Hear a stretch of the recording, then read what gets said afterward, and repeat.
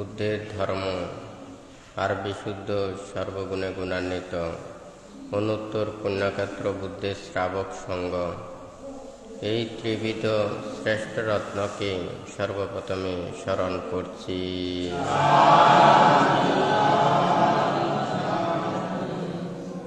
আজকে দুথাঙ্গ কুটিরে উপস্থিত অত্র দুথাঙ্গ কুটিরে সংশ্লিষ্ট বিহার কুটির সংগঠন পরিষদ গ্রাম তথা বিভিন্ন জায়গা হতে আগত সদ্ধর্মের পূজারী শ্রদ্ধাবান দায়ক দায়িকাবৃন্দা, মহাকারণিক তথাগত বুদ্ধির বিরাগময় ধর্ম, ত্যাগময় ধর্ম, সকল প্রাণীর হিতসুখ সাধনের এই ধর্ম দেশনার প্রারম্ভে প্রত্যেকের প্রতি মৈত্রীময় আশীর্বাদ জানাচ্ছি।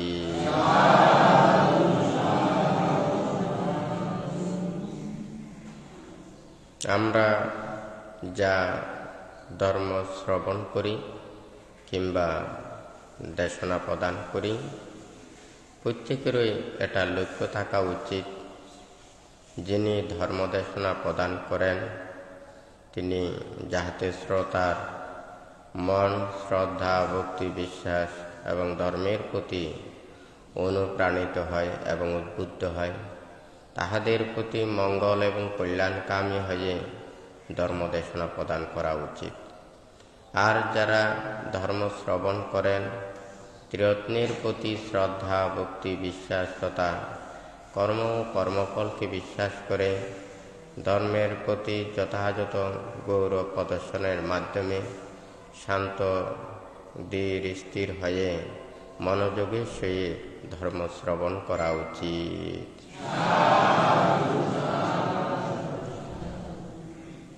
ওই ভান্তে এখানে কয়েক সপ্তাহ ধরে ভান্তে কর্ম এবং কর্মফল সম্পর্কে দেশনা প্রদান করছেন।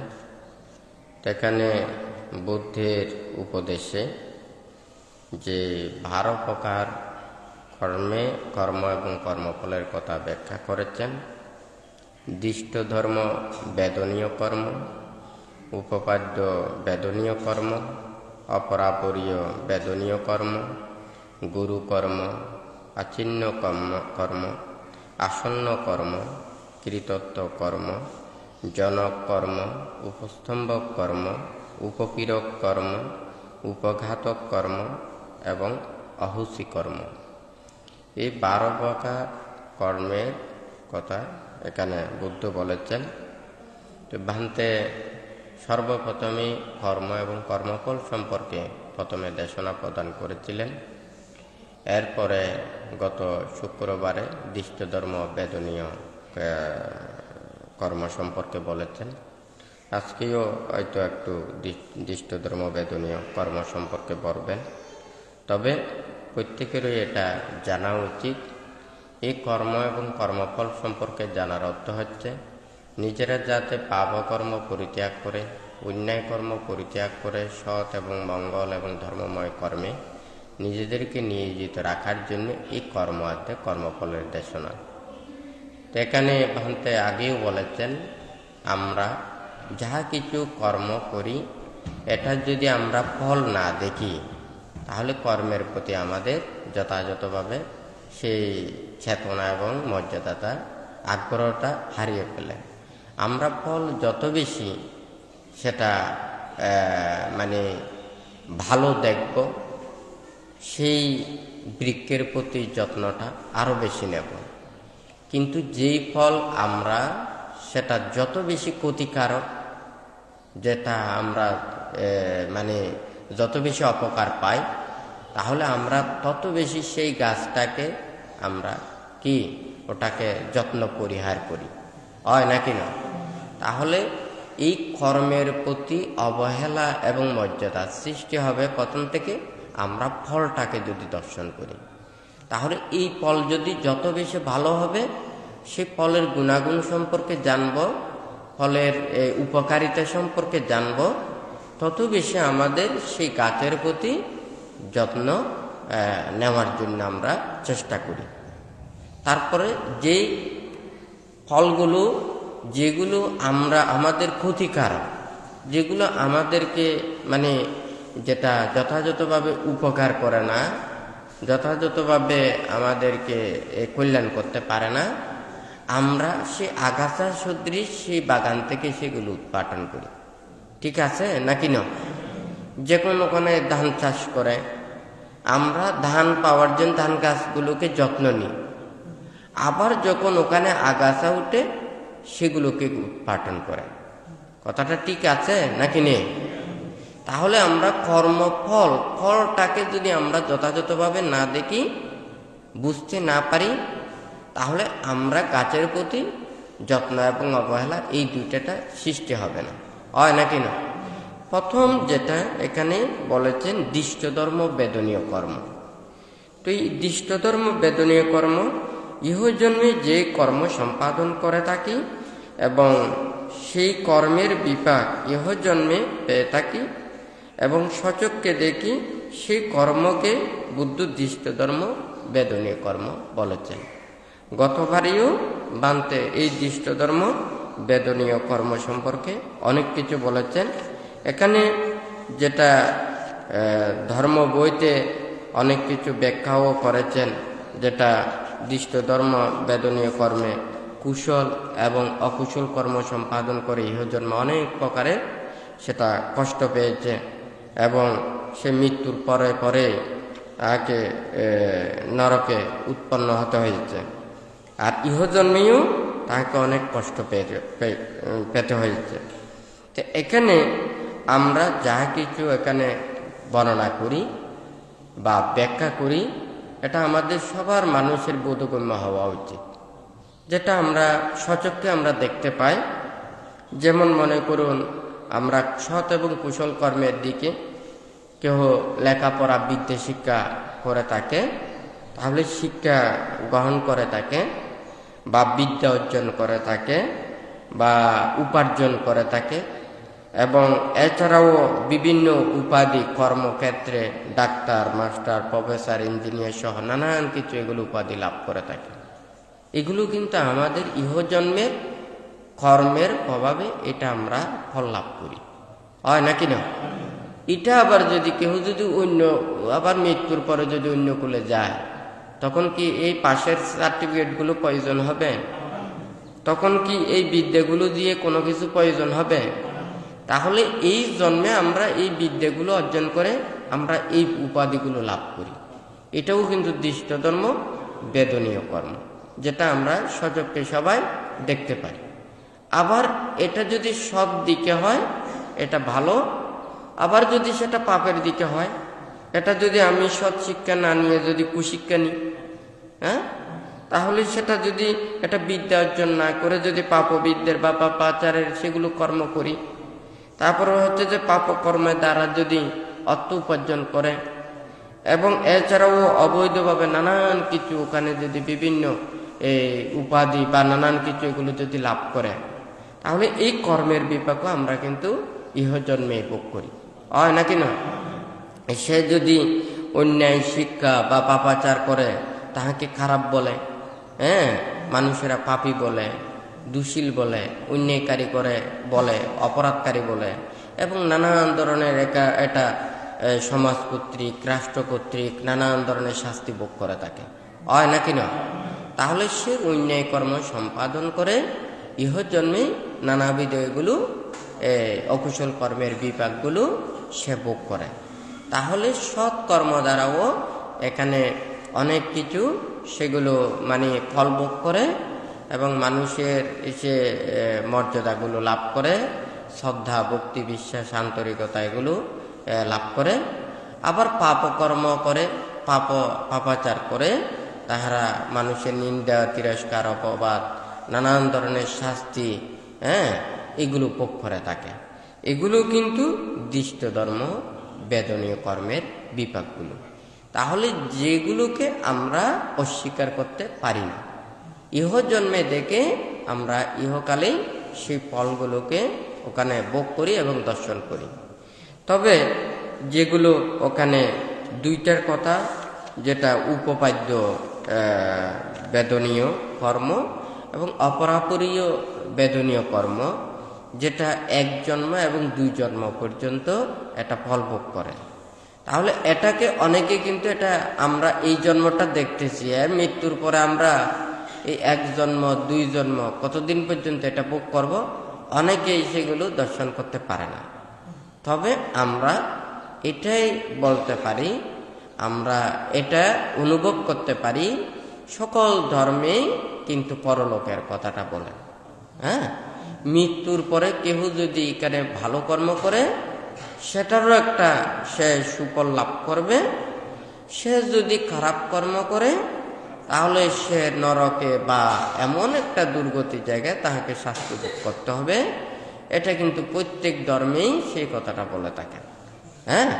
কারণ এই কর্মফলের যদি এটা যদি বিভাজন এই মানে ব্যাখ্যাটা যদি না করত, তাহলে মানুষের মধ্যে কোনোদিন এটা মানে ন্যায় পথে, সৎ পথে, ভালো পথে সেটা আসার জন্য চেষ্টা করবে না। ওই ভ্রান্তে যে কথাটা বলেছেন, আমাদের ফলের গুণাগুণ সম্পর্কে অবশ্যই সবাইকে জানতে হবে, বুঝতে হবে। আমরা যত বেশি সেই ফলের গুণাগুণ সম্পর্কে জানব, তত বেশি আমাদের সেই ফল গাছের প্রতি যত্ন নিতে চেষ্টা করব, হয় নাকি না? এখন এখানে ফল ব্যাখ্যাটা এখানে বুদ্ধ এইভাবে নানানভাবে কিভাবে বিপাক প্রদান করেন। যেমন মনে করুন, এখানে আবার যে কর্মের বিপাক অনেক বছর, অনেক জন্ম জন্মান্তর পর্যন্ত থাকতে পারে, কিন্তু সেটা এখানে উপাদান পেয়ে এখনো সেটা উৎপন্ন হতে পারে। যেমন মনে করুন, ওখানে জমিনের মধ্যে ওখানে ধান চাষ করেছেন, ধানটা পেকে গেছে, ওখানে যখন পানি পড়েছে সাথে সাথে ওখানে তো গজিয়ে গেছে, হয় নাকি না? এটার জন্য আর কিন্তু সময় লাগেনি। আবার যদি মনে করুন ওই ধানটা আমি বাড়িতে তুলে ওটা বস্তা ভরে রেখে 1 বছর পর 2 বছর পরে ওটা যদি মানে পানি দিয়ে ভরায়, তখনও সেটা মানে ওই শিকড়টা গজায়, বা অঙ্কুরিত হয়। তাহলে এটা উপাদান যদি পায় তাহলে তাৎক্ষণিকও হতে পারে। তাহলে কর্মের বিপাক সেটা যদি উপাদান যদি দ্রুত হয়, তাহলে সেটাও তো দৃষ্ট ধর্ম বেদনীয় কর্ম হতে পারে। আবার উপবাদ্য বেদনীয় কর্মেও হতে পারে। এখন উপাদান পায়নি, তার পরবর্তীতে উপাদান পেয়েছে, সাথে সাথে হয়ে গেছে। আবার মনে করুন মানে এই দ্বিতীয় জন্মে পায় নাই, তৃতীয় জন্মে পেয়েছে, তখনই সেটা বিপাক দিতে পারে। তাহলে যেটা কিন্তু দৃষ্ট ধর্ম বেদনীয় কর্ম এই জন্মে দিতে না পারলে সেটা কিন্তু পরবর্তীতে দিতে পারবে না, দ্বিতীয় জন্মে দিতে পারবে না, তৃতীয় জন্মে দিতে পারবে না। কিন্তু তৃতীয় জন্মে, দ্বিতীয় জন্মে সেটা এই জন্মেও দিতে পারবে। যদি এই জন্মে দিয়ে ফেলে তাহলে এটা হচ্ছে যে তখন দৃষ্ট ধর্ম বেদনীয় কর্মের পর্যবসিত হয়ে যাবে। এটা তো আবার দ্বিতীয়বার অঙ্কুরিত করতে পারবে না। এটা যখন বীজতলায় ওখানে পানি পেয়েছে, উপাদান পেয়েছে, সাথে সাথে ওটা গজিয়ে উঠেছে, হয় নাকি না? এটা যদি উপাদান না পায়, এটা কিন্তু আবার 1 বছরও থাকতে পারে, 6 মাসও থাকতে পারে, হয় নাকি না?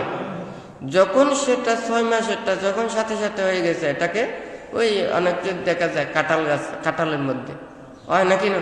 এটা কিন্তু সব দেখা যায় কাঁঠালের ওখানে, এদিকে কাঁঠালের ভিতরে ভিতরে ওখানে শিকড় গজিয়ে গেছে, হয় নাকি না? ওই ওখানে যে হিতুগুলো ওখানে পাশে পায়, পানিগুলো পাশে পায়, সাথে সাথে ওখানে দেখা যায় ওখানে এই শিকড় গজিয়ে যায়। যখন শিকড় গজিয়ে যায়, ওই বীজগুলো কিন্তু রেখে দিতে পারবেন না। ওটা যদি রেখে দেন, এটা কিন্তু মরে গেলে এটা আবার গজিয়ে উঠবে না, হয় নাকি না? যেটা কিন্তু ওটা গজিয়ে যায়নি, সেই বীজটা কিন্তু আপনি রেখে যদি পরবর্তীতেও পানি দিয়ে দেন, ওটাও গজতে পারে, হয় নাকি না? কিন্তু যেটা অঙ্কুরিত হয়ে গেছে সেটা কিন্তু পরবর্তীদের জন্য সেটা থাকবে না। এই কর্ম এবং কর্মের বিপাকও এটা বিচিত্র সদৃশ। কখন যে সেটা বিপাক দেবে, যখন উপাদান পাবে তখনই সেটা মানে বিপাক দেয়। আবার যদি সে উপাদান মানে না পায়, তাহলে কতদিন পর্যন্ত এই কর্মের বিপাকটা স্থিত থাকে, সেই কথাটা এখানে এই 12 প্রকারের বুদ্ধ ব্যাখ্যাটা করেছেন। যেমন ওখানে এক একটার কথা আসবে বানতে, যেহেতু ওখানে দৃষ্ট ধর্ম বেদনীয় কর্ম এটার কথাই এখানে বলেছেন, তাহলে ইহজন্মে আমরা যাহা কিছু এখানে দেখতে পাই, সকল যারা মানুষ আমরা চোখে যারা দেখি এবং জ্ঞানের দ্বারা চিন্তা করি, ভাবি, এটা কোনো ধর্ম অধর্ম বৌদ্ধ ধর্ম বিশ্বাস করলে তাহারা দৃষ্ট ধর্ম বেদনীয় কর্ম হবে, যারা অন্য ধর্ম বিশ্বাস করবে তারা হবে না, এটা না। যেটা আমরা দেখি কর্ম এবং কর্মের বিপাক, এটা তো আমরা আর কেউ স্বীকার করতে পারবো না, হয় নাকি না? যেটা আমাদের প্রত্যেকের জন্য দৃশ্য। আপনার অসুখ হয়েছে, হসপিটালে গিয়ে আপনাকে ট্রিটমেন্ট করে অপারেশন করে আপনাকে সুস্থ করে তুলেছে, এটা দৃষ্ট ধর্ম বেদনীয় কর্ম তো, হয় নাকি না? আপনি অসুস্থ হয়েছেন, হসপিটালে গিয়ে ওখানে ভালো মতো ট্রিটমেন্ট নিয়ে আপনি সুস্থ হয়ে এসেছেন। হ্যাঁ, তাহলে আপনি যদি ওই ট্রিটমেন্টটা না নেন, হ্যাঁ, ওটা যদি না নেন, সরাসরি তো এটা কি আপনি সুস্থ হতে নাও পারেন, হয় নাকি না? এটা কর্মাদ্য কর্মের বিপাকেও হতে পারে। যেমন মনে করুন আপনার কর্মের এই যে এখন আপনি অসুস্থ হয়েছেন, ওখানে হসপিটালে গেছেন, কিন্তু আপনার পাপকর্মের বিপাক দিচ্ছে, হ্যাঁ, তখন অথচ কিন্তু আপনি গেছেন ঠিক 5 মিনিট আগে ডাক্তার ওখান থেকে চলে গেছে। হ্যাঁ, ওই পাপকর্মের বিপাকের কারণে আপনি কিন্তু ওখানে গিয়েও হয়তো 5 মিনিট আগে ডাক্তারটা চলে গেছে। হ্যাঁ, আপনার যদি সেটা কুশল কর্মের বিপাক দেয়, তখন দেখা যাবে যে ডাক্তার উনি ওখান থেকে মানে মনে করেন রাত 8টায় ওখান থেকে চলে যায়, ওনার ডিউটি, ওনার একটা সমস্যা হয়ে গেছে বা গাড়িতে একটা সমস্যা হয়ে গেল বা অন্য কোনো কোনায় কথা বলতে হলো, ও সেই টাইমে যেতে পারলো না, উনি 9টা পর্যন্ত অপেক্ষা করলো। তখন কিন্তু ওই মানুষটাই ওই রোগীটা ওখানে আসলো, ওই ওর সৎকর্মের বিপাকের দেওয়ার কারণে সে কিন্তু ডাক্তার ওখানে 8টায় চলে যাওয়ার কথা থাকলেও কিন্তু ও 9টা পর্যন্ত রয়ে গেল। এই যে কর্মের বিচিত্র বিপাকগুলো, এটাকে তো হয়তো আমরা জন্মান্তরের অনেক কিছু আমরা সেটা সকল মানুষ সবাই আমাদের কপালের কথা বলে, হ্যাঁ, হয় নাকি না? এই কপালটা আমরা যেটা দেখতে পাই না, কার জীবনে কি ঘটবে, ভবিষ্যতে কি হবে, সেটা আমরা যেটাকে দেখতে পাই না, আমরা জন্মান্তরের সেই কর্মের বিপাক এটা স্মরণ করি, হয় নাকি না? কিন্তু কপালের কথা সবাই সেটা স্বীকার করে, হয় নাকি না? তাহলে মানুষের এটাও বুদ্ধ বলেছেন যে কি, যখন আমাদের মানে কুশল কর্মের বিপাক, আমার যদি একটা মানে অসুস্থ হই বা কোনো একটা যদি আমি কষ্ট পাই, তখন এটা কিন্তু এই কষ্ট এবং দুঃখটা হচ্ছে যে আমাদের অকুশল কর্মের বিপাক। হ্যাঁ, সেই বিপাকের কারণে আমরা এই কষ্টটা পাচ্ছি। এটা যদি আমার জন্মান্তরের যদি কুশল কর্মের যদি বিপাক না দেয়, তাহলে আমি যেদিকে যাব সেদিকে আমি সুচিকিৎসা পাবো না, এদিকে যাব ডাক্তার পাবো না, এদিকে সেবার জন্য যাব ওইদিকে যথাযথ ব্যবস্থাপনা থাকবে না, যেদিকে যাবে সেদিকে শুধু তার ওই কপালটা খারাপ হয়ে যাবে। হ্যাঁ, তখন যদি তার অকুশল কর্মের বিপাক দেয় এবং ওই দিকেও সে অকুশল কর্ম সম্পাদন করে, তখন কিন্তু এই কর্মের বিপাকটা এটা হয়। হ্যাঁ, এইভাবে মানুষেরা ভোগ করে। আবার যখন সে যদি মানে কুশল কর্মের বিপাক, সে আরামে আছে, সুখে আছে, শান্তিতে আছে, হ্যাঁ, তখন সে যেদিকে যায় সেদিকে মানে এত বেশি বুকে প্রচেষ্টা চালাতে হয় না, এদিকে বলতে হয় না। যেমন রাস্তায় গেলে সাথে সাথে গাড়ি, ওখানে মানে হসপিটালে গেলে ওখানে যথাযথ ভালো ডাক্তার ওখানে সাথে সাথে থাকে, কোনো জায়গায় পরামর্শ চাইলে ওখানে সৎ মানুষের পরামর্শ লাভ করে। হ্যাঁ, এই যে একটা কুশল কর্মে সে সৎকর্মে রত থাকে এবং সে এই অতীতেরও কুশল কর্মের যখন বিপাক প্রদান করে, তখন সেদিকে যায়, সব কিছু কিন্তু এইভাবে মানে দ্রুতভাবে মানে তার অগ্রগতিটা হয়। যেমন একটা ওই নদীর পানিতে এখন আমি উপরের দিকে বোটটা চালাতে চাচ্ছি, হ্যাঁ, তাহলে পানি যাচ্ছে নিচের দিকে, আমার গন্তব্যস্থান উপরের দিকে। হ্যাঁ, এই দিকে আমি যতই ওখানে মেশিন দিয়ে চালাই না কেন, স্রোতের প্রবলের কারণে এটা পেছন দিকে টেনে নিয়ে আসি। হ্যাঁ, তাহলে এইদিকে মেশিন দিয়ে আমি 2 কিলোমিটার যাই 1 কিলোমিটার ওখানে স্রোতে পিছন দিকে চলে আসে। হ্যাঁ, তাহলে এমনি উপর দিকে যেতে হচ্ছে, এদিকে স্রোতকে অতিক্রম করতে হচ্ছে, হয় নাকি না? আবার যদি নিচের দিকে যায়, এদিকে মেশিনেও চলতেছে, পানির স্রোতেও ওখানে যাচ্ছে, মেশিনে যাচ্ছে 1 কিলোমিটার, হ্যাঁ, তাহলে পানির স্রোতে আরো 1 কিলোমিটার, 2 কিলোমিটার চলে যাচ্ছে।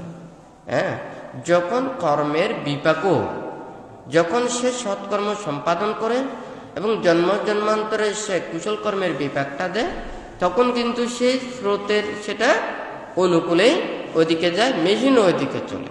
হ্যাঁ, মেশিন বন্ধ হয়ে গেলেও স্রোতও তো ওখানে অনবরত ওইদিকে চলে যাবে, হয় নাকি না?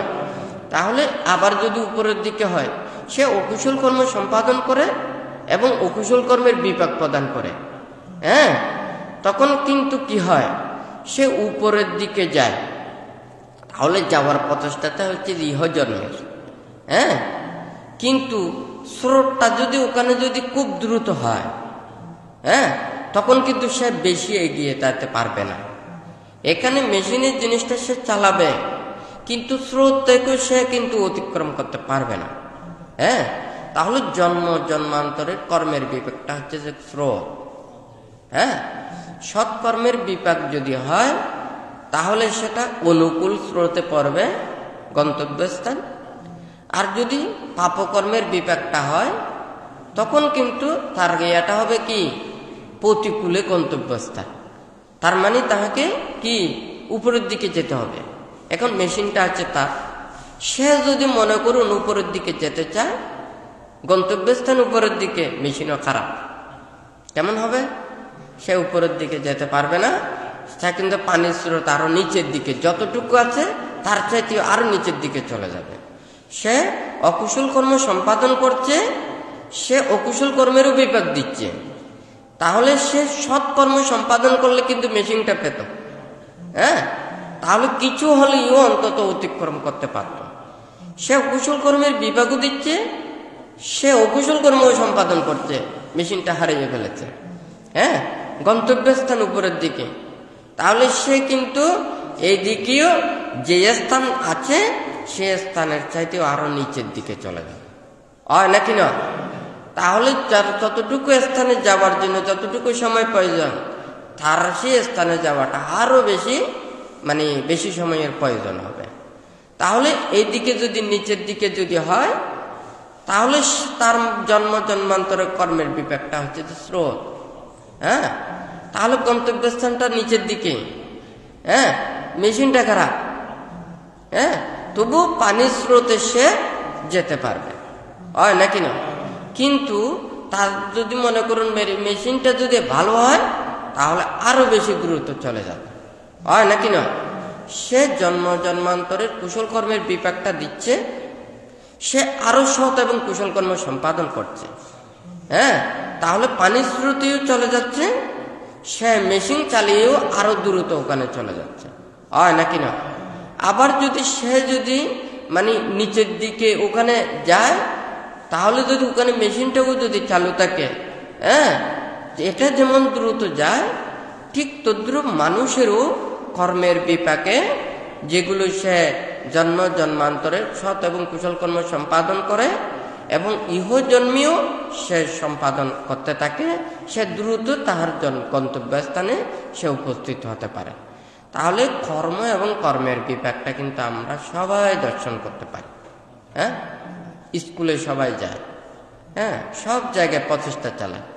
হ্যাঁ, তখন আমরা ওখানে দেখতে পাই, স্কুলে যায় মাস্টারে কিন্তু ওখানে কিন্তু কাউকে ওখানে বড় করে বলে না, কাউকে ছোট করে বলে না। তাহলে গার্জিয়ানরা যদি ওখানে দেখা যায় যদি সচেতন হয়, স্বাবলম্বী হয়, সামর্থ্য যদি থাকে, তাহাদেরকে আরো এক্সট্রা ওখানে প্রাইভেট মাস্টার বা শিক্ষকের নিয়োগ দেয়, হয় নাকি না? কিন্তু ওখানে যখন স্কুলে ওখানে লেখাপড়া করতে যায়, সবার জন্য ওখানে কিন্তু শিক্ষাটা একইভাবে দেয়, কিন্তু ছাত্রদের কিন্তু মেধাটা এক নয়, হয় নাকি না?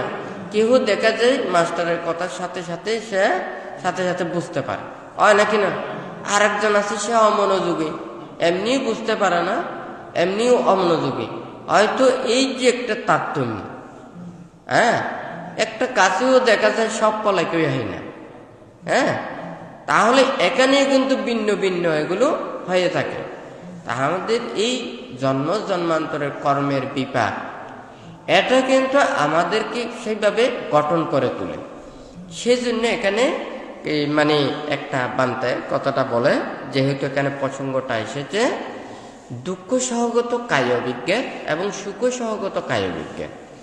দুঃখ সহগত কায় বিজ্ঞান অর্থ হচ্ছে যে মানে যেই দেহটা প্রতিক্ষণই জ্বালা যন্ত্রণা দুঃখ পেয়ে থাকে, পাপকর্মের বিপাকের কারণে দুঃখ সহগত কায় বিজ্ঞানটা লাভ করে। আর এবং কুশল কর্মের পুণ্যের প্রভাবে সুখ সহগত কায় বিজ্ঞানটা লাভ করে। যেমন স্বর্গে কেহ যদি উৎপন্ন হয়, তাহারা সেই দেহটা লাভ করে, এটা হচ্ছে যে সুখ সহগত কায় বিজ্ঞান। হ্যাঁ, নরকে কিংবা দুর্গতিতে প্রাপ্ত হলে তাহারা দুঃখ সহগত কায় বিজ্ঞান লাভ করে পাপ কর্মের বিপাকের কারণে। অর্থাৎ সেই জায়গাতে উপস্থিত হলে তার কাউকে কোনো আঘাত দিচ্ছে না, কষ্ট দিচ্ছে না, কেউ কোনো কিছু করতেছে না, কিন্তু তার সবসময় জ্বালা যন্ত্রণা অস্বস্তি এগুলো অনুভব করবে। হ্যাঁ, আবার ওখানে স্বর্গে গেলেও ওখানে কি তার শরীরের মধ্যে কোনো দুঃখ বেদনা এগুলো অনুভব হবে না, সবসময় তার সুখ লাগবে। তা আমরা মানব লোকের মধ্যেও দেখি, হ্যাঁ, দেখা যায় কোনো ধরনের অভাব নেই, অনটন নেই, কোনো কিছু এগুলো নেই, তবুও মনের মধ্যে দুঃখ, শরীরের মধ্যে দুঃখ হয় নাকি না? তার মধ্যে কোনো পাপ পুণ্য না করলেও সন্দেহ, মানে কোনো অন্যায় করে না, অপরাধ করে না, তার মধ্যেও সন্দেহ কাজ করে, অবিশ্বাস কাজ করে, হয় নাকি না? নানান ধরনের সেটা মানে এগুলোর কারণে সব সময় শুধু মনস্তাপ ভোগ করে, হয় নাকি না? আছে নাকি না? তাহলে কেহ কেহ আছে এইভাবে অন্যায় পাপ না করেও এটা কিন্তু দুঃখ অনুভব করে। আবার কতগুলো আছে যে কি মানে পাপ কর্ম সম্পাদন করে, অন্যায় কর্ম সম্পাদন করে, হ্যাঁ, মনের আনন্দ অন্যায় কর্ম সম্পাদন করে, মনের মধ্যে কোনো ওখানে লজ্জা, ভয়, শরম, পাপের প্রতি এটা এই যে একটা পাপকর্মের প্রতি যে একটা অনীহা বা উৎপন্ন করার চেতনা, সৎচেতনা এগুলো মোটেও থাকে না। কেহ কেহ মানে এই পাপকর্ম সম্পাদন করে মনের আনন্দে, সেজন্য ওখানে এই মানে চিত্তের মধ্যে কথাটা বলেছেন। হ্যাঁ, মানে দৃষ্টি সম্প্রযুক্ত, দৃষ্টি বিপ্রযুক্ত। হ্যাঁ, তারপর হচ্ছে যে সসংস্কারিক অসংস্কারিক কথাগুলো বলেছেন। অর্থাৎ কেউ কেউ পাপকর্ম সম্পাদন করে, সে কিন্তু মনের মধ্যে মানে সেটা মানে এটা সংকোচ উৎপন্ন করে, আমি অন্যায় করেছি, অপরাধ করেছি, এটা আমার পাপের বিপাক ভোগ করতে হবে, আমাকে নরকে যেতে হবে, এটা ভালো কাজ করতেছি না, এই ধরনের মনের মধ্যে মনস্তাপ চিন্তা করে। আবার কেউ কেউ আছে পাপকর্ম সম্পাদন করে, এগুলো মনস্তাপ করে না, কিন্তু দুজনেরই পাপটা সৃষ্টি হয়। কিন্তু যে মনের আনন্দে পাপটা সৃষ্টি করে, এর পাপটা কিন্তু সবচাইতে বেশি হয়। হ্যাঁ, কেন বেশি হয়? কারণ সে পাপ কর্ম করতেছে যে পাপের প্রতি ভয় ছাড়া। হ্যাঁ, সে পাপের বিপাকের প্রতি সংকোচতা কিছুই নেই। কিন্তু আরেকজন যে পাপ কর্ম করছে, তার মধ্যে ভয় যেটা কাজ করতেছে, সে একটু করেও চিন্তা করবে আমার যাতে পাপটা যাতে কম হয়, যেহেতু ভয়টা চিন্তা করে, হয় নাকি না? আমি যদি কাউকে যদি ওখানে বলি ওই চুলা থেকে আপনারা আগুন নিয়ে আসেন, হয় নাকি না? কিন্তু আপনি জানেন যে এটা ধরলে আমার হাত পোড়া যাবে, কিন্তু আপনি হাতে ধরতে চেষ্টা করবেন না, হয় নাকি না? কিন্তু আপনি ওটা ধরার জন্য যে কোনো একটা নিয়ে ধরার জন্য চেষ্টা করবেন, কারণ আপনি জানেন যে এটা ধরলে আমি পোড়া খাবো, হয় নাকি না? কিন্তু যে জানে যে কিন্তু এটা ধরলে আমি পোড়া খাবো না, হ্যাঁ, সেই পোড়ার চেতনাটা তার মধ্যে নেই। হ্যাঁ, তার মধ্যে মনের আনন্দে সে কিন্তু পাপ কর্ম সম্পাদন করে, সে তো হাতে নিয়ে আসবে, পোড়ার জ্বালা যন্ত্রণা হয়তো সেটা অনুভব করতে পারছে না, বুঝতে পারছে না, কিন্তু তার হাত যে পোড়া যাবে এটা সত্য তো, হয় নাকি না? মানুষ যখন উন্মত্ত হয়ে যায় তখন কিদের কথাও ভুলে যায়, হয় না? কথা ঠিক আছে না? তখন কি আসলে কি তার খিদে আসে না? ঠিকই খিদে আসে, কিন্তু তার মস্তিষ্ক বিকলতার কারণে সে এই শরীরের ফিলিংসগুলোকে সে অনুভব করতে পারে না, হয় নাকি না? আপনি এদিকে সব কিছু ঠিকঠাক করেছেন, মেইন শুনছে, যদি ওখানে অফ করে দেয় এখানে কোনো লাইট চলবে? তা আমাদের যেটা অনুভূতি, দেহের অনুভূতির বিষয়টা তো আমাদের মাইন্ডে কন্ট্রোল করে, হয় নাকি না? আমাদের মাইন্ডের যখন যদি সেটা যদি আমার দেহের প্রতি, আমার এদিকে ব্যথা লাগছে, এদিকে ক্ষুধা লাগছে, এইদিকে আমার সুখ অনুভব হচ্ছে, এটা যদি আমাদের মাইন্ডের সাথে যদি শরীরের যদি মনের এটা যদি যোগসূত্র যদি না হয়, তাহলে এই আমার ক্ষুধাটাও আমি জানতে পারবো না, ব্যথাটাও জানতে পারবো না, আঘাতটাও জানতে পারবো না, সুখটাও বুঝতে পারবো না, হয় নাকি না? তাহলে ওই বুঝতে হবে ওর মাইন্ডের একটা সমস্যা হয়েছে, হয় নাকি না? সেই জন্য সে পাপ এবং অন্যায় কর্ম সম্পাদন করছে মনের আনন্দে, সে বুঝতে পারছে না পাপের বিপাকটা তাকে যে সে যে ভোগ করবে এটা কিন্তু সে অনুভব করতে পারে না। অর্থাৎ একজন মানুষ যখন উন্মত্ত পাগল হয়ে যায় তখন কিন্তু নিজের কুদের কথাটাও ভুলে যায়, আসলে কিন্তু তার খিদেটা থাকে, হ্যাঁ, কিন্তু সে অনুভব করতে পারে না, হয় নাকি না? তাহলে বান্তে এই কথাটা বলেছেন কি জন্য? কেহ সুখ সহগত কায় বিজ্ঞান লাভ করে, কেহ দুঃখ সহগত কায় বিজ্ঞানটা লাভ করে। আমরা এখানে দৃষ্টধর্ম বেদনীয় কর্মের কথাটা বলছি। দৃষ্টধর্ম বেদনীয় কর্মেরও আরো যে উপরের যে আমরা অতীত থেকে আমরা যে কিছু লাভ করেছি এটা অনেকেই অস্বীকার করেন, কিন্তু এটা তো আমরা অনুভব করতে পারি, হয় নাকি না? এখন যদি মনে করুন কেহ যদি এটা বলেন এখানে উপরে এখানে মানে আকাশ খুব মানে পরিষ্কার, মানে সূর্য আলো দিচ্ছে, হ্যাঁ, ও এইভাবে তো এখানে তো সারাদিন এটা থাকতে পারে, হয় নাকি না? এখন যদি মনে করেন এটা যদি কেউ যদি মনে করে এটা নাও তো হতে পারে, আমাদের এটা দক্ষিণ দিক থেকে বাতাসটা আসছে, হয় নাকি না? এখানে বঙ্গোপসাগর বা ওইদিকে দক্ষিণ অঞ্চলের দিকে ওইদিকে যদি প্রবল যদি মেঘ থাকে, হ্যাঁ, ওইদিকে যদি আবহাওয়া খুব খারাপ থাকে, তাহলে সেই আবহাওয়া কিছুক্ষণ পরে তো এখানে আসবে, হয় নাকি না? কিন্তু যারা এই দক্ষিণের সেই মানে আবহাওয়া সম্পর্কে না জানে তাহলে তার কথাটা কিন্তু এখানে সে বুঝতে পারবে না, হয় নাকি না? কিন্তু যে ওইদিকে দক্ষিণের আবহাওয়াটা জানবে সে বলতে পারবে যে কি এই কিছুক্ষণ পরে বৃষ্টি পড়বে, হয় না? কথা ঠিক আছে না? তা আমরা যদি এই জন্মটা আমরা সবাই দেখতেছি, এটা কিন্তু আমরা অস্বীকার করতে পারি না, কিন্তু আমরা অতীতটাকে দেখতে পাচ্ছি না। সেই জন্য যদি আমরা যদি বিশ্বাস করি অতীত কোনো কিছু নেই, এটা তো ঠিক নয়, হয় নাকি না? একটা কথা আমি যদি সরাসরি যদি আমরা সবাইকে বলি, আমরা যদি সৎ মাতা পিতার ঘরে যদি আসতে না পারি, হ্যাঁ, সৎ পরিবেশ যদি আমরা লাভ না করি, তাহলে আমাদের সারা জীবনটাই তো দুঃখ দুর্দশা যাবে, হয় নাকি না? এই যে আমরা সৎ মাতা পিতার ঘরে আসা, আমরা সৎ পরিবেশ পাওয়া, এটাও অতীত পুণ্যের কর্মের প্রভাব। এই বান্তে মঙ্গলসূত্রের কথাটা বলেছেন, হ্যাঁ, পাতিরূপা দেশ বাসোচ, প্রতিরূপ দেশে অবস্থান করাই হচ্ছে কি, ওটাও একটা 28 প্রকার মঙ্গলের মধ্যে এটাও একটা মঙ্গল, হ্যাঁ, পূর্বে যে কাতা পুণ্যতা, হ্যাঁ হ্যাঁ, জন্ম জন্মান্তের পূর্বকৃত কর্মের সেই পুণ্যের প্রভাবটা আমার মধ্যে থাকা, এটাও উত্তম মঙ্গল, হয় নাকি না?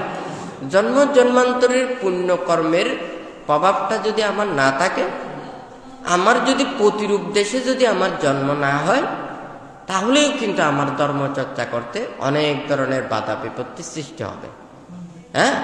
তাহলে ধর্মের অনুকূল স্থানেও জন্ম লাভ না করা এটাও হচ্ছে একটা পাপের বিপাক, হয় নাকি না?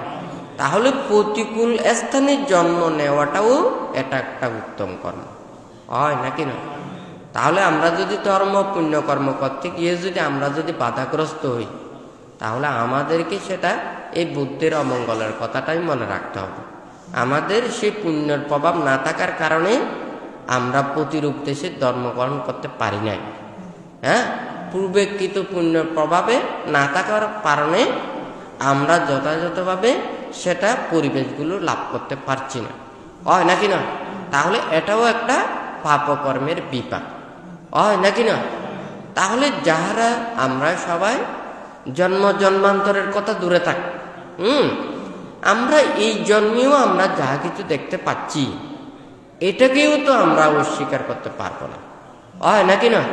আমরা যদি সৎ মাতা পিতার, আপনারা যদি মনে করুন মাতা পিতারা যদি ওখানে যদি মনে করুন ওনারা সামর্থ্যবান যদি না হয়, ছেলে মেয়েদের প্রতি যদি মানে মনোযোগে না হয়, সচেতনশীল যদি না থাকে, তাদের ছেলে মেয়েদেরকে লেখাপড়া শিখাবে না, ভালো পরিবেশে লাগবে না এবং যথাযথভাবে কেয়ার নেবে না, না নিলে তাহলে ছেলেটা জীবনটা নষ্ট হয়ে যাবে, হয় নাকি না?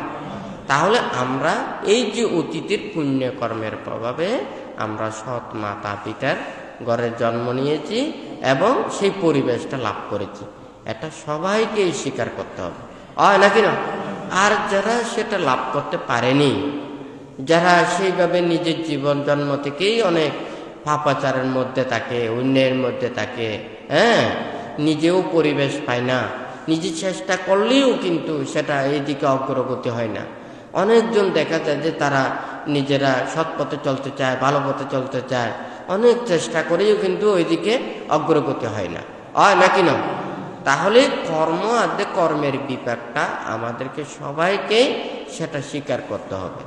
আমরা অতীতটাকে আমরা মনের মধ্যে রাখব, আমরা ভবিষ্যৎটাকে চিন্তা করব, বর্তমান সময়কে প্রচেষ্টা চালিয়ে যাব।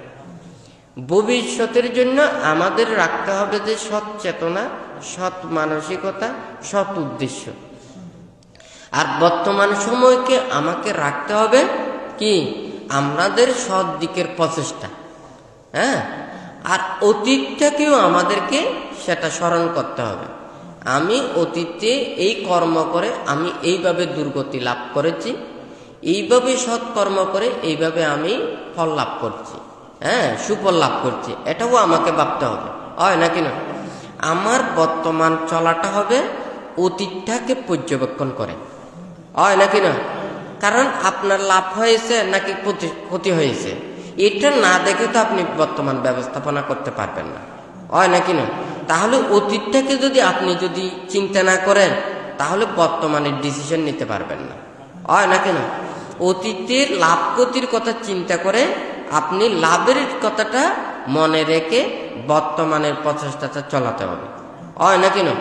তো ভবিষ্যৎ হচ্ছে যে কি সৎ উদ্দেশ্য, সৎ চেতনা, সৎ মানসিকতা, সৎ আশা নিয়ে আমাদের ভবিষ্যৎটা রাখতে হবে, হয় নাকি না? তাহলে অতীত, বর্তমান, ভবিষ্যৎ এটা কিন্তু আমাদের একটা না একটা সব কিছু কি একটার সাথে একটা যোগসূত্র আছে। আমরা অতীতটাকেও একেবারে ফেলে দিতে পারবো না, বর্তমানটাকেও আমাদেরকে রাখতে হবে, ভবিষ্যৎটাকেও আমাদেরকে সেটা চিন্তা করতে হবে, হয় নাকি না? আমি শুধু সামনেরটা চিন্তা করলাম, হ্যাঁ, আমার এখন এই মানে আমাকে খেতে হবে, আমাকে সুখী জীবন অতিবাহিত করতে হবে, আমার খেয়ে দিয়ে শুধু জীবনটা কয়দিন বাঁচি আমার ঠিক ঠিকানা নেই, খেয়ে দিয়ে আমোদ ফুর্তিতে করে আমি চলে গেলাম। আমি বর্তমানের কথা চিন্তা করে ভবিষ্যতের কথা চিন্তা না করে অতীতের কথাটাও ওটা না ভেবে লাভ ক্ষতির কথাও চিন্তা করলাম না, ভবিষ্যতেও এটার যে বিপাক দেবে এটাও আমি চিন্তা করলাম না, সৎ মানসিকতা রাখলাম না। যখন একটা বর্তমান সময় আমি করতে যাব, এটার যখন ফল দেওয়ার সময় হবে তখন তো আমি আর এদিক সেদিক করতে পারবো না, হয় নাকি না? আমি যদি বর্তমানে খারাপ কর্ম করি ভবিষ্যতে আমাকে বিপাক ভোগ করতে হবে, হয় নাকি না? আমি ভালো কর্ম করি তাহলে ভবিষ্যতে আমি সেটা ফল পাবো, এখন নাও পেতে পারি কিন্তু ভবিষ্যতে পাবো, হয় নাকি না? তাহলে আমাদের অতীত, বর্তমান, ভবিষ্যৎ, অতীতের জন্য চিন্তা করতে হবে যে আমি অতীতে ভালো কর্ম করে কি ফল পেয়েছি, খারাপ কর্ম করে কি আমার দুর্গতি হয়েছে, এটা আমার লাভ ক্ষতিটা চিন্তা করতে হবে, বর্তমানটা সৎ দিকে প্রচেষ্টা চালাতে হবে, ভবিষ্যতে সৎ মানসিকতা, সৎ চিন্তা, সৎ উদ্দেশ্যগুলো নিজের মনের মধ্যে রাখতে হবে, হয় নাকি না? অতীত, বর্তমান, ভবিষ্যৎ, হ্যাঁ, কর্ম এবং কর্মর বিপাক, হয় নাকি না? যেমন মনে করেন একজন চাষ করতেছে, এখন জমিতে অমুক ধান করেছে, অমুক সিজনে করেছে, এত বেশি ফলটা পাই নাই, হয় নাকি না?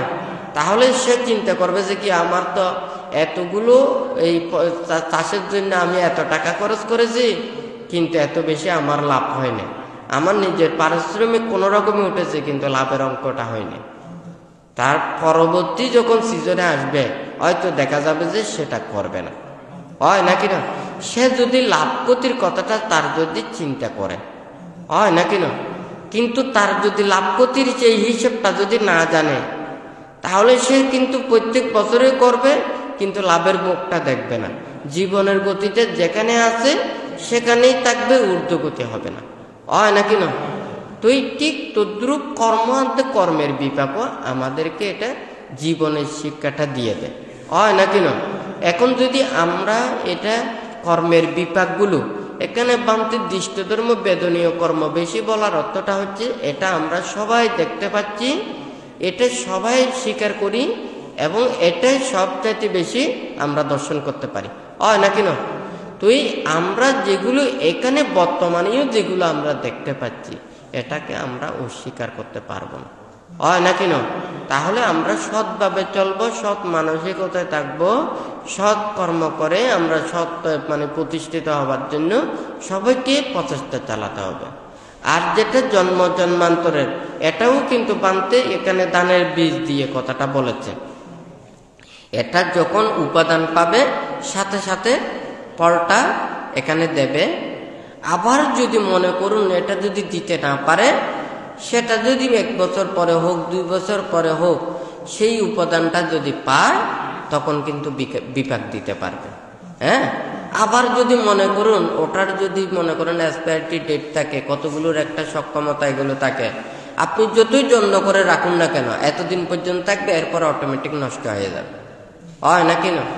তো কতগুলো আছে যে কি এগুলো তাজা থাকলে ঠিক থাকবে, এটা শুকিয়ে গেলে এটা আর তাজা হবে না, হয় নাকি না? তখন এটাকে আর কখনো করা যাবে না। তো কর্ম এবং কর্মের বিপাকের বানতে ক্ষেত্রেও বানতে বলেছেন কিছু কিছু কর্ম দীর্ঘদিন পর্যন্ত থাকে, সেটা বানতে ওই রঙের লাস্টিং এর ব্যাপারে বলেছেন, তারপর হচ্ছে যে এই বিভিন্ন ক্যামেরার এগুলোর এই স্ন্যাপের কথাগুলো বলেছেন, যেটা ছবি তোলার সাথে সাথে যেটা যদি সেভ না করে এটা সাথে সাথে থাকবে, কিন্তু এরপরে সেটা আর মেমোরিতেও পাওয়া যাবে না, মোবাইলেও পাওয়া যাবে না, কিন্তু যতক্ষণ পর্যন্ত একটা টাইম আছে ততক্ষণ পর্যন্ত এত সেকেন্ড পর্যন্ত সেটা স্ক্রিনে থাকবে, হয় নাকি না? সেই তৎমুহূর্তেই সেই সময়ে তাকে সেভটা করতে হবে, হয় নাকি না? তো এই 7 সেকেন্ড পর্যন্ত যদি না রাখে তাহলে এটা অটোমেটিক সেটা কি হয়ে যাবে, এটা ডিলিট হয়ে যাবে বা থাকবে না। ঠিক তদ্রুপ দৃষ্টধর্ম বেতনীয় কর্মক্ষেত্রে বানতে এখানে লেখাপড়ার কথাও বলেছেন, বিভিন্ন শিক্ষাবিদ্যা এগুলোর কথাও বলেছেন, কিন্তু আপনি যে সৎকর্ম করে যে পুণ্যটা অর্জন করছেন এটা কিন্তু আপনার ভবিষ্যৎ প্রজন্মের বা ভবিষ্যৎ জীবনের জন্য ফলটা এটা কিন্তু ইহজন্মেও ফল দিতে পারে, পরজন্মেও ফল দিতে পারে। সেটা হচ্ছে যে সৎকর্ম আপনি অপরজনকে উপকার করেছেন, কল্যাণ করেছেন, ধর্ম করেছেন, অপরজনকে সাহায্য করেছেন, এই কর্ম সৎকর্ম করে যে অর্থটা ব্যয় করেছেন এইটা হচ্ছে যে পুণ্যটা অর্জন করেছেন। এই পুণ্যটা কিন্তু আপনি যেখানে যাবেন সেখানে ফলটা ভোগ করবেন, হয় নাকি না? তাহলে শুধু এই জন্ম না, জন্ম জন্মান্তরে আপনাকে মৃত্যুর পরেও এই ফলটা ভোগ করতে পারবেন। তাহলে কিছু কিছু বিপাক এইভাবে প্রদান করে। আবার যেটা এই জন্মে আজকে ভাত রান্না করেছেন, ফ্রিজে কয়দিন রাখবেন, হয় নাকি না? যার তো ফ্রিজে না রাখলে তারপরের দিনও খেতে পারবেন না, এটা নষ্ট হয়ে যাবে, হয় নাকি না? সে কিছু কিছু কর্ম হচ্ছে যে কর্মের বিপাকটা যখন দিতে না পারবে এটা হচ্ছে যে অহুসি হয়ে যাবে, নষ্ট হয়ে যাবে, এটা আর পুনঃ অঙ্কুরিত হতে পারে না। যে কোনো একটা বীজ যখন পচে যায়, সেই পচন্তের বীজটা পচে গেলে এটাও অহুসি হয়ে গেছে। আবার মনে করুন সেটা অঙ্কুরিত হয়ে গেছে কিন্তু সেটা উপাদান পায়নি, এটাও অহুসি হয়ে গেছে, নষ্ট হয়ে গেছে। তার মানে যখন অঙ্কুরিত হয়েছে তখন যদি মাটি, পানি, বায়ু এগুলো পায়, এটা কিন্তু চারা হবে।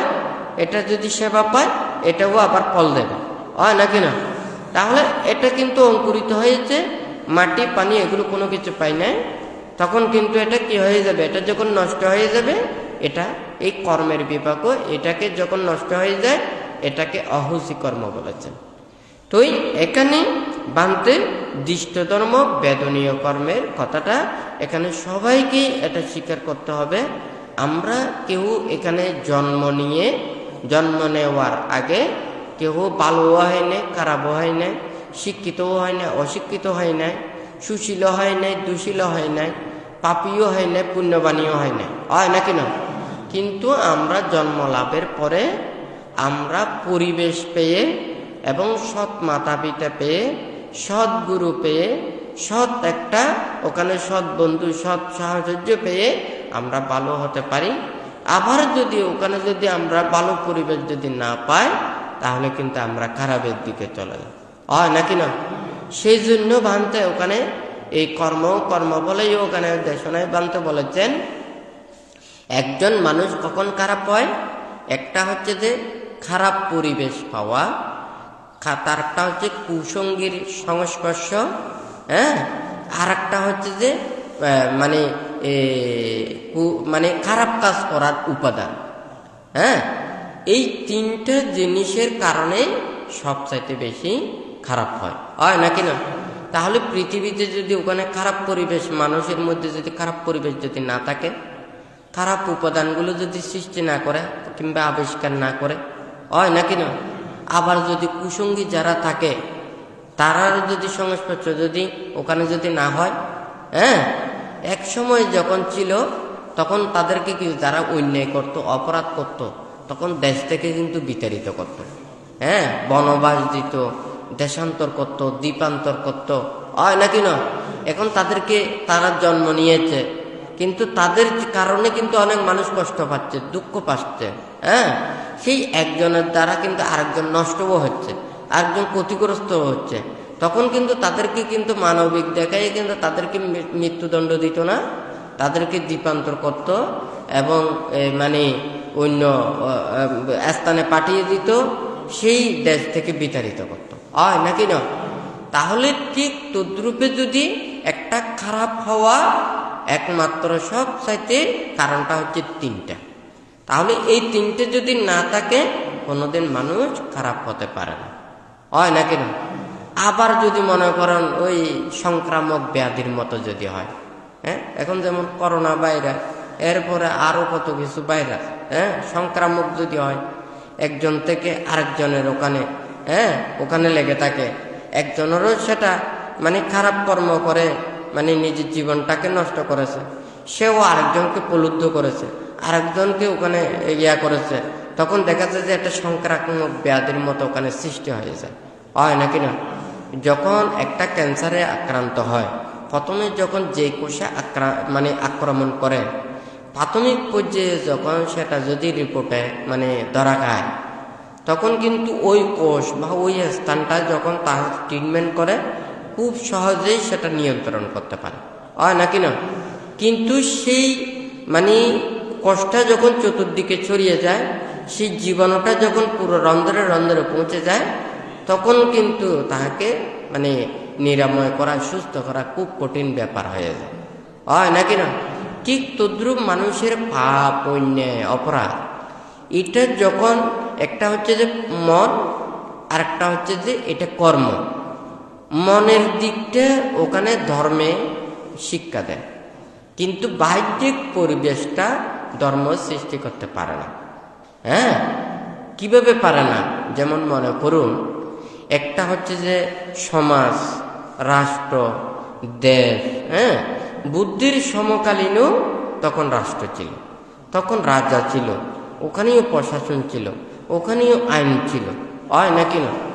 বুদ্ধ এমন কোনো শিক্ষা দেয়নি, এমন কোনো উপদেশ দেয়নি যেটা ওখানে রাষ্ট্র চিন্তা করতে হয়েছে, রাজ্য চিন্তা করতে হয়েছে, রাজার টেনশনে পড়েছে, এমন কোনো নির্দেশনা, এমন কোনো শিক্ষা ওখানে বিনয়ের মধ্যে নেই, হ্যাঁ, বরঞ্চ বুদ্ধ প্রমুখ ভিক্ষু সংঘরা যে সৎ এবং সুন্দর জীবন যাপন করে, শিলময় জীবন যাপন করে, সৎ এবং ন্যায় পথে চলে, ওনারা যেমন সাধুর বস্ত্র ধারণ করে সাধুর জীবন অতিবাহিত করেছেন, তাহাদেরকে সেবা পূজা এবং তাদের ভক্তরা ওইভাবে সৎ পথে চলে, আরো বরঞ্চ রাজাদেরকে টেনশন মুক্ত করেছেন, হ্যাঁ, রাজ্যে সুপ্রতিষ্ঠা করেছেন, রাজ্যের মধ্যে শৃঙ্খলা আনয়ন করেছেন, হয় নাকি না?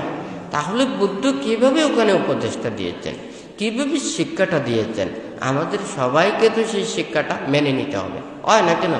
এটা কিন্তু ত্রিপিটকের মধ্যে খুব সুন্দরভাবে ব্যাখ্যাটা করেছেন, যেটা হয়তো এখন আমাদের যারা অনেকেই সেগুলো জানেন না, হ্যাঁ, অনেকেই সেগুলো শিক্ষাটা নেয়নি, হ্যাঁ। তাহলে একটা রাষ্ট্র ওখানে আইন করতে পারে, এটা কিসের জন্য? রাজ্যের সুশৃঙ্খলার জন্য, এটা জনমালের নিরাপত্তার জন্য, ওনাদের সেই নিয়ম নীতিটা রক্ষা করার জন্য যা কিছু দেন এটা রাষ্ট্রের জন্য করেন। এটা কিন্তু আমাদের কোনো কিছু, এটা কি আমরা বিরক্তিও করার নেই, দ্বিরুক্তিও করার নেই, আমরা এখানে কোনো প্রতিবাদ করারও কোনো কিছু নেই, হয় নাকি না? রাষ্ট্র যারা পরিচালনা করেন ওনারা আইনটা করেন, হয় নাকি না? কিন্তু ধর্মের নিয়ম নীতিতে এটাই আছেন, কোনো রাষ্ট্রকে ওখানে প্রতিবাদী করা, কোনো অন্যায়ের বিরুদ্ধে এগুলো করা, এটা কিন্তু ধর্ম বলে না। ধর্ম এটাই শিক্ষা দিতে আপনার মনের মধ্যে খারাপ চেতনাগুলোকে দূরীভূত করার জন্যই শিক্ষাটা দেয়, হয় নাকি না?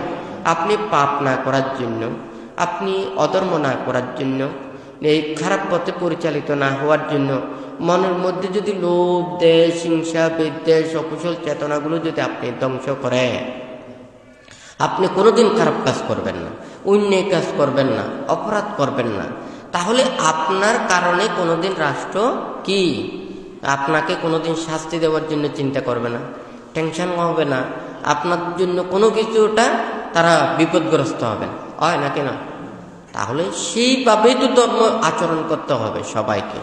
কিন্তু আপনি যদি খানিকক্ষণ এইদিকে যান, খানিকক্ষণ এইদিকে যান, খানিকক্ষণ স্বরবৃত্তি করেন, খানিকক্ষণ খারাপ পথে যান, এটা তো বুদ্ধের ধর্মে নয়। বুদ্ধ তো দেশনায়ক বলেছেন, সুপ্রতিপন্ন ভগবত শাবকা সঙ্গ, উজুপটিপন্ন ভগবত শাবকা সঙ্গ, ন্যায়পটিপন্ন ভগবত শাবকা সঙ্গ, স্বামীচিপটিপন্ন ভগবত শাবকা সঙ্গ। বুদ্ধ ওখানে সঙ্গের গুণের মধ্যেই সুন্দরভাবে ব্যাখ্যা করেছেন। বুদ্ধ অহংকার করে বলেছেন, আমার যারা শিষ্য সঙ্গরা রয়েছেন, আমার যারা শ্রাবকরা রয়েছেন, ওনারা সুপ্রতিপন্ন, হ্যাঁ, ওনারা যেই দিকে যান, যেটা চলেন, এটা সু মানে ভালো, প্রতিপন্ন, এটা যেই পথটা এটা সুন্দর দিকে যাবে, সেটা ভালোর দিকে যাবে, সেটা কোনো খারাপের দিকে নয়, হ্যাঁ, সুপ্রতিপন্ন, উজুপটিপন্ন মানে সোজা, হ্যাঁ, সহজ সরল, এটা কুটিলতা নয়, খানিকক্ষণ এইদিকে খানিকক্ষণ এইদিকে, এইদিকে ফেলে এইদিকে, এইদিকে ফেলে এইদিকে, এই সমস্ত নীতিগুলো বুদ্ধ বলে নাই, হ্যাঁ। উজুপটিপন্ন, ন্যায়পটিপন্ন, যেটা সৎ জ্ঞানী গুণী সৎ মানুষ, পণ্ডিত বিদগ্ধ মানুষ, যাদেরকে ন্যায় বলেন, নীতিতে বলেন, হ্যাঁ, স্বামীচিন প্রতিপন্ন, উচিত, আমাদের কর্তব্য, করণীয়। আপনারা জনসাধারণ যারা মানুষ, ওনাদের দুঃখ কষ্ট বুদ্ধ দেখেন না, এই কথাটা ভুল।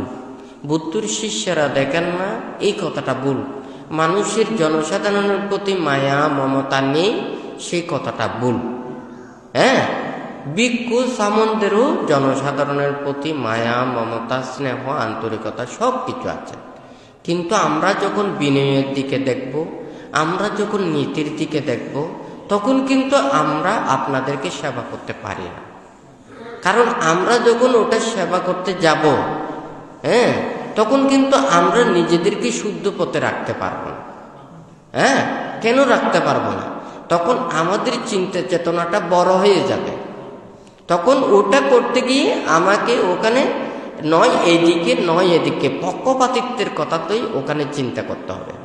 আমি আপনাদের সেবা করতে গিয়ে, ওগুলো উপার্জন করতে গিয়ে আমাকে মিথ্যের আশ্রয় নিতে হবে, আমাকে বিনয় বহির্ভূত কর্ম করতে হবে, আমাকে শীল লঙ্ঘন করতে হবে। হ্যাঁ, তাহলে আপনি যদি আপনাকে শুদ্ধ করতে না পারেন, অপরজনকে কিভাবে আপনি শুদ্ধ পথে আনবেন? বুদ্ধ ওনাকে বলেছেন, বুদ্ধের শ্রাবক সঙ্গরা শীল বিনয় নিয়ম নীতিতে নিজেকে চলে এমনই সাধুর মতো জীবন অতিবাহিত করবেন। উনি সব সময় পরিশুদ্ধময় জীবন আচরণ করবেন, কলুষমুক্ত হয়ে জীবন আচরণ করবেন। উনি কারো প্রতি ক্ষতির কামনা করবেন না, কারো প্রতি অনিষ্ট কামনা করবেন না, দুঃখ কামনা করবেন না। বুদ্ধজি এই কথাটা বলেছেন, প্রব্রজিত পাপ বর্জন। উনি যেই সংসার ত্যাগ করে কব্যজ্য ধারণ করেছেন, উনি কোনো পাপ করবেন না। হ্যাঁ, তাহলে বুদ্ধের শিষ্যরা কোনো পাপ করেন না, অন্যায় করেন না, অপরাধ করেন না, সাধুর মতো জীবন অতিবাহিত করেন। ওনাদেরকে মানুষেরা পূজা করেন, শ্রদ্ধা করেন, ভক্তি করেন। ওনাদেরকে সেবা পূজা করে এই মানুষের মধ্যে কত দুঃখ বেদনা, প্রতিটা মুহূর্তে অসহায়, রোগ শোক ভয় উপদ্রব, কত ধরনের যে কষ্ট পাচ্ছে, হয় নাকি না? অন্তত তাহাদের কাছে গিয়ে শ্রদ্ধা পূজা সেবা অর্চনা এগুলো করে তাহাদের নিজের জীবনকে কিছুটা হলেও পুণ্য অর্জনের এই সুযোগটা লাভ করবে, হয় নাকি না? তাহলে বুদ্ধ যে নীতিটা দিয়েছেন, শিক্ষাটা দিয়েছেন, উপদেশটা দিয়েছেন, আমরা যদি সেই পথে যদি না চলি, আমরা যদি সেটাকে যদি আচরণ না করি, তাহলে যদি তা আমরা যার কাছে আশ্রয় আছি, আমরা যদি তার কথার মতো যদি না চলে, তাহলে তো ওই একটা কথা আছে না, হ্যাঁ, যার পাতে খায় সেই পাতটা আরো রক্ষা না করে যদি নষ্ট করে দিই, তাহলে তো আমার মতো অকৃতজ্ঞ এই পৃথিবীতে আর কোনো কিছু নেই, হয় নাকি না? আমরা যেই যার আশ্রয় আছি, যার সান্নিধ্যে আছি, আমাদের গায়ের উপরে একটা কাপড় আছে না, লাল কাপড় আছে না, এটা চিহ্নটা হচ্ছে তো ধ্বজা। কার? ত্যাগের ধ্বজা, বুদ্ধির ধ্বজা, হয় নাকি না? এটা সাধুর ধ্বজা, হ্যাঁ, প্রব্রজিতের ধ্বজা, হয় নাকি না? এই ধ্বজাটাকেও তো রক্ষা করতে হলেও এটা চিন্তা করলেও, যেমন ছেলে মেয়েরা আছে না, মা বাবারা যদি সেটা যদি সৎ মানসিকতার হয়, সে মানি সম্মানী মর্যাদা সম্পন্ন হয়, সে মা বাবার মান মর্যাদাকে রক্ষা করার জন্য ছেলে মেয়েদেরকে কি প্রচেষ্টা চালাতে হয় নাকি না? আমরা যে সেই ত্যাগের কি পথে এসেছি, সাধুর বস্ত্র ধারণ করেছি, তাহলে আমরা যদি সেইভাবে যদি চলি, আমাদের জন্য কোনোদিন সরকার টেনশন করতে হবে না, রাজ্য টেনশন করতে হবে না, মানুষেরও টেনশন করতে হবে না, মানুষেরও বিপদগ্রস্ত হবে না, মানুষের মধ্যেও অস্বস্তি বিরাজ হবে না, হয় নাকি না?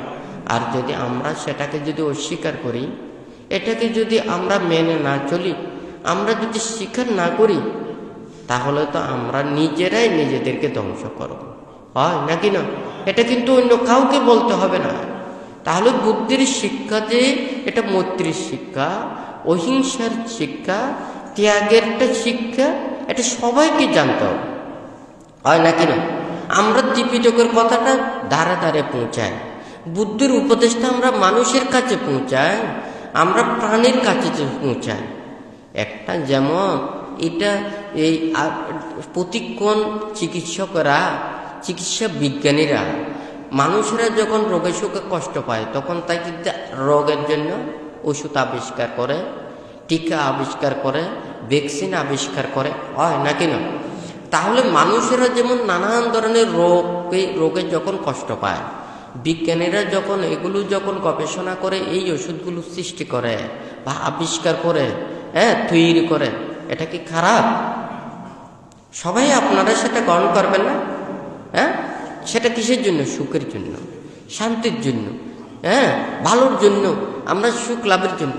তাহলে বুদ্ধির উপদেশ, শিক্ষা, মৈত্রীর বাণী, অহিংসার বাণী, ত্যাগের বাণী, যেই বাণীগুলো শ্রবণ করে মানুষের মনের মধ্যে রাগ ক্রোধ বিদ্বেষ হিংসা লোভ দেশ মোহ ক্লেশ অবিদ্যা এগুলো অন্তর থেকে দূরীভূত হবে, আমরা সেই শিক্ষাটাকে মানুষের কাছে পৌঁছাই, হয় নাকি না? এটাই তো বুদ্ধির উপদেশ, এটাই তো শিক্ষা। আমরা সেগুলোকে শিক্ষা না দিয়ে আমরা মানুষদেরকে যদি অধর্মের শিক্ষাটা দিই, হিংসার শিক্ষাটা দিই, মানুষকে কষ্ট দেওয়ার শিক্ষাটা দিই, মানুষকে দুঃখ দেওয়ার শিক্ষাটা দিই, তাহলে আমরা তো সেটা তো বুদ্ধকেও অপমানিত করা হলো, ধর্মকেও অপমানিত করা হলো, আমরা নিজে অপমানিতের কর্মটা সৃষ্টি করলাম, হয় নাকি না? এটা কিন্তু কারোর জন্য এটা ভালো নয়, সুসংবাদ নয়, হয় নাকি না? সত্য সত্য থাকবে, ধর্ম ধর্ম থাকবে। হ্যাঁ, টাকা আর মিথ্যা দিয়ে কোনোদিন সত্য আর ধর্মকে ওখানে পরাজিত করতে পারে না। হ্যাঁ, ধর্ম আর সত্য পৃথিবীতে যতদিন থাকবে ততদিন মানুষের মধ্যে এই মানবতা থাকবে, প্রকৃত মানুষ থাকবে। আর যতদিন পৃথিবীতে মানুষের মধ্যে যখন ধর্ম বিলুপ্ত হয়ে যাবে, সত্য বিলুপ্ত হয়ে যাবে, তখন এই মানুষ এটা মানব থাকবে না, এটা জ্যান্ত, এটা নরক, হ্যাঁ, দোজকের মতো এটা হয়ে যাবে। হ্যাঁ, এটা এমনই, সেটা অকুশল কর্মের বিপাকের মতো। ওই একটা গজব কথা বলে, যখন গজব পড়ে তখন পৃথিবীতে নানান ধরনের এগুলো সৃষ্টি হয়ে যায়, হয় নাকি না? তাহলে আমরা যদি মনটাকে সেটা যথাযথভাবে আমরা সৎ শিক্ষাগুলো, সৎ উপদেশগুলো ধারণ করে নিজের মনের কালিমাগুলোকে যদি দূরীভূত করতে পারি, হ্যাঁ, অপরজনের সেই কালিমাগুলোকে যদি দূরীভূত করতে পারে, তাহলে এই ধর্ম শ্রবণের সার্থকতা আসবে, ধর্ম দেশনার সার্থকতা আসবে। আর যদি আমি ধর্ম দেশনা করতে গিয়ে, হ্যাঁ, বানতেই কথাটাগুলো বলেছেন, আমাদের ধর্ম উপদেশটা আমাদের কিসের দিতে হবে, এটা আমাদের লক্ষ্যটা রাখতে হবে আরেকজনের প্রতি মঙ্গলকামী হয়ে, আরেকজনের প্রতি কল্যাণকামী হয়ে। হ্যাঁ, আরেকজনের, সেই জন্যই ওখানে কিন্তু বুদ্ধ কোনটাই বলেছেন, বিরাগায়া ভিক্ষাবে নো সারাগায়া, বিসংযোগায়া ভিক্ষাবে নো সংযোগায়া, অপিচ্ছাতায়া ভিক্ষাবে নো মহেচ্ছাতায়া, শান্তিটায়া ভিক্ষাবে নো অশান্তিটায়া। এইভাবে বুদ্ধ দেশনা করেছেন বুদ্ধের ধর্মটাকে। হ্যাঁ, তুলি বিরাগায় ভিক্ষাবে নো সারাগায়। আমার মনের মধ্যে যদি লোভ, দেশ, মোহ, হিংসা, বিদ্বেষ এটা জাগ্রত হয়, এটা হচ্ছে রাগধর্ম। হ্যাঁ, আর যেই উপদেশ দ্বারা আমার মনের মধ্যে লোভ, দেশ, মোহ, হিংসা, বিদ্বেষ, কলুষ এগুলো দূরীভূত হয়, এটা হচ্ছে যে বিরাগ ধর্ম। বিরাগায়া ভিক্ষাবে নো সারাগায়া। আমি তোমাদেরকে দেশনা দিচ্ছি, উপদেশ দিচ্ছি, যেটা তোমার বিরাগের জন্য। হ্যাঁ, লোভ, দেশ, মোহ এটা পরিহারের জন্য। বিরাগায়া ভিক্ষাবে নো সারাগায়া, বিসংযোগায়া ভিক্ষাবে নো সংযোগায়া। হ্যাঁ, সংযোগ অর্থটা হচ্ছে কি, যেটা আমাদেরকে পরবর্তী কালের জন্য সংযোগ সৃষ্টি করে। হ্যাঁ, যেটা আমাকে এই জন্মেই শুধুমাত্র দুঃখ দেবে তা নয়, জন্ম জন্মান্তরেও দুঃখ দেবে, সেই সংযোগটা ওখানে সৃষ্টি হবে। এটা কর্মফল দিয়েও বলা যায়, এবং সেটা তৃষ্ণা দিয়েও বলা যায়, এইটাকে আবার কুশল এবং অকুশল দিলেও বলা যায়। হ্যাঁ, তুলি বিসংযোগায় ভিক্ষাবে নো সংযোগায়, অর্থাৎ যে কর্মটা করবেন আপনাকে যাতে জন্ম জন্মান্তরের কর্মের বিপাকটা ভোগ করতে না হয়। হ্যাঁ, যেটা সংযোজনকে ধ্বংস করে। হ্যাঁ, সেটাই হচ্ছে বুদ্ধির উপদেশ, শিক্ষাটা। হ্যাঁ, তারপর অপিচ্ছাতায়া ভিক্ষাবে নো মহেচ্ছাতায়া, অর্থাৎ আমি যদি বেশি কিছু আশা করি, হ্যাঁ, আমার যদি জন্ম জন্মান্তরের বা নিজের প্রচেষ্টার এটার প্রতি যদি আমার যদি নিজের সন্তুষ্টিটা না থাকে, তাহলে আমি চিন্তা করব যে এতটুকু আমি লাভ করতে পারবো না, এতটুকু। আমি যখন বিশাল কিছু চিন্তা করব, আমার মন অস্থির হয়ে যাবে, চঞ্চল হয়ে যাবে, আমাকে অন্যায় পথে চলতে হবে, অবৈধ পথে যেতে হবে, হয় নাকি না? আমি ন্যায় পথে সেটা আয় করতে পারবো না। তো সেই জন্য বুদ্ধ ওখানে বলেছেন যে কি, অপিচ্ছাতায়া ভিক্ষাবে নো মহেচ্ছাতায়া, অর্থাৎ আমার চিত্ত চেতনাকে, উচ্চ মানসিকতা এগুলো রাখতে আমার যথাযথ পাবে, যেটা আমি পেয়েছি এটা আমার সন্তুষ্টিতার মধ্যে থাকতে হবে, অল্পে সন্তুষ্টিতে থাকতে হবে, হয় নাকি না? আপনি যদি ওখানে বেশি উপকার করতে চান, এটা তো কোনো অসুবিধা নেই, একজন মানুষকে আপনি 500 টাকা দেবেন বলছেন, তাকে যদি 600 টাকা দেন, এটা আপনার মিথ্যে হবে না? হ্যাঁ, আপনি ওটা দিলে আরো বেশি খুশি হবে। আপনি 500 টাকা দিবেন বলছেন, কিন্তু আপনার কাছে 400 টাকা আছে, কিন্তু ওই কথাটা রাখতে হলে আপনার কিন্তু 100 টাকা চুরি করতে হচ্ছে বা অবৈধ পথে নিতে হচ্ছে। তখন কিন্তু আপনাকে কিন্তু ওই 400 টাকাই দিতে হবে। ওকে বলতে হবে, আমি আপনাকে স্বীকার করতে হবে, আমি আপনাকে 500 টাকা দেওয়ার জন্য বলেছি, আমি অনেক চেষ্টা করেছি, যেটা আমি আর পাচ্ছি না। হ্যাঁ, আমাকে ওটা করতে হলে আমাকে অবৈধ পথে যেতে হবে, তাই আমার নিজের শুদ্ধতার কারণে আপনাকে 400 টাকা দিচ্ছি। এটা কিন্তু তার জন্য মিথ্যা হবে না, হয় নাকি না? সেটা ন্যায় পথেরটা ন্যায় বলতে হবে। কিন্তু আপনি কথাটা যদি বলতে গিয়ে আমাকে এটা করতে হবে, এটা বলতে আমি সত্য পথে নিতে, আপনি নিজেকে অন্যায় পথে যদি ওখানে গিয়ে আপনার নিজে সে রাগ ক্রোধ বিদ্বেষ হিংসাকে রক্ষা করছেন, এটা কোনোদিন ভালো আসে না, হয় নাকি না? হাতটা যে পুড়ে যাবে, এটা আবার তো ঠিক হবে না, হয় নাকি না? হাতটা কেটে ফেলা হয়েছে, আপনাকে ডুপ্লিকেট হাত লাগানো যাবে, কিন্তু ওই হাতটা পাওয়া যাবে না, হয় নাকি না? আপনার দাঁতগুলো মরে গেছে, আপনি দাঁত আর পুরো দাঁত ওখানে 32টা সব লাগাইয়েছেন, কিন্তু ওই দাঁত দিয়ে মজা পাবেন? হ্যাঁ, মজা পাবেন না, হয় নাকি না? যেগুলো তাজায় মজা, সেগুলো তো শুকনোয় মজা পাওয়া যাবে না, হয় নাকি না? তো ওখানে তো এখানেও ঠিক তদ্রূপে আজকে পান্তে যে কথাগুলো বলছেন, এটা কিন্তু সবাইকে এটা ধারণ করতে হবে। আজকে হয়তো এখানে পান্তে বিনয়ের কথাগুলো বলছেন, আপনার এটা বলা উচিত, কারণ আজকে যে বুদ্ধির উপদেশ, মৈত্রীর কথা, বিনয়ের কথা, অহিংসার কথা, ইত্যাগের কথাগুলো যদি মানুষের কাছে না পৌঁছে, যত মানুষের কাছে পৌঁছবে তত বুদ্ধির প্রতি শ্রদ্ধাটা বাড়বে, বিশ্বাসটা বাড়বে। আপনার চিকিৎসা আপনি নেন আর নাইবা নেন, আপনি সেবা নেন নাইবা নেন, কিন্তু মানুষ তো উপকৃত হবে, হয় নাকি না? কারণ একটা শ্রদ্ধা, ভক্তি, বিশ্বাস এটা অন্তর থেকে উৎপন্ন হয় নাকি না? বুদ্ধ যদি সৎ কর্মে যদি রত থাকে, একটা পরিশুদ্ধময় যদি হয়, তাদেরকে সবাই সম্মান করছে না? করছে নাকি করছে না? সবাই যে মনে করুন ওখানে এই আমাদের মানুষের মধ্যে অনেক মানুষ আছে না, ওনারা স্কুল করে দিয়েছেন, হ্যাঁ, হসপিটাল করে দিয়েছেন, মানুষের সেবামূলক অনেক কিছু করে দিয়েছেন, সেই মানুষদেরকে সেবা দিয়ে যাচ্ছেন। ওই সেবা কি মানুষ নিচ্ছে না? নিচ্ছে নাকি নিচ্ছে না? তাহলে সবাই যে ওখানে উপকারটা লাভ করছে, এটা তো সত্য, হয় নাকি না? তো বুদ্ধ যা কিছু এখানে উপদেশ দিয়ে মানুষের মনের মধ্যে যে রাগ ক্রোধ বিদ্বেষ হিংসা, এগুলোকে যদি দূরীভূত করতে পারে, এটা হচ্ছে তার জন্য কি, তার জন্য ভালো, হয় নাকি না? আর সে যদি গ্রহণ করতেও যদি না পারে, সে তো খারাপ বলবেন, হয় নাকি না? সে হসপিটালের চিকিৎসাটা নিচ্ছে না, সে কলেজে পড়তেছে না, সেই হসপিটাল তো সে ধ্বংস করবে, অন্যজন এসে ধ্বংস করবে। যারা পড়ে না, ওখানে শিক্ষা নেয় না, ওরা কি ধ্বংস করে? কেউ যদি ধ্বংস করতে যায়, তাকে তো কেউ ভালো বলবে না, হয় নাকি না? তাহলে ঠিক তদ্রু সৎ জ্ঞানী গুণী, হ্যাঁ, যারা মহাপুরুষ, এই পৃথিবীতে যেমন মনে করুন চন্দ্র সূর্য, এই পৃথিবীর মানুষের কাছে হয় কোনো কিছু চায় না, প্রাণীর কাছেও কোনো কিছু চায় না, কিন্তু এই চন্দ্র সূর্য অবিরাম এই প্রাণীদেরকে রক্ষা করে দেয়, হয় নাকি না? তাহাদের অস্তিত্ব না থাকলে প্রাণীর অস্তিত্বও থাকবে না।